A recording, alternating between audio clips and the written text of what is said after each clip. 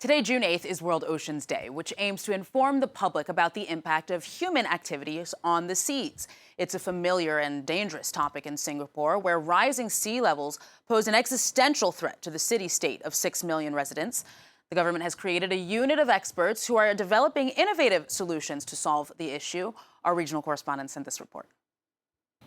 It's modest in size, but Singapore is an economic success story. One of the richest countries in the world, it's also one of the most endangered.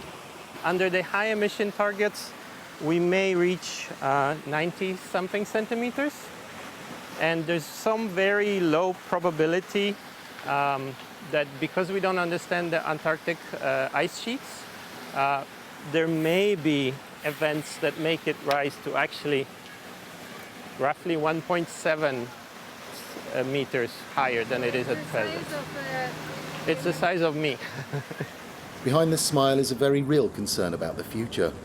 Torrential rain at high tide, coupled with rising sea levels, have seen the city-state hit by devastating flash floods in recent years. As this Straits Times animation shows, water levels could rise by 5 meters in a worst-case scenario and submerge some of Singapore's iconic waterfront. It's very frightening, very scary for sure. This is one of the most beautiful places, and I call it home as well. It creates a kind of a panic, and also at the same time it creates a lot of responsibility in us that how do we contribute to avoid this disaster coming in the future, right? But Singapore is fighting back. It's earmarked at least 70 billion euros to address climate change over the next 50 to 100 years. For us, coastal protection is an existential threat because about 30% of Singapore's land is not more than 5 meters above mean sea level. Almost 1/3 of the island is threatened by floods. The bulk of the solutions covers your vertical seawalls, barrages, tidal gates.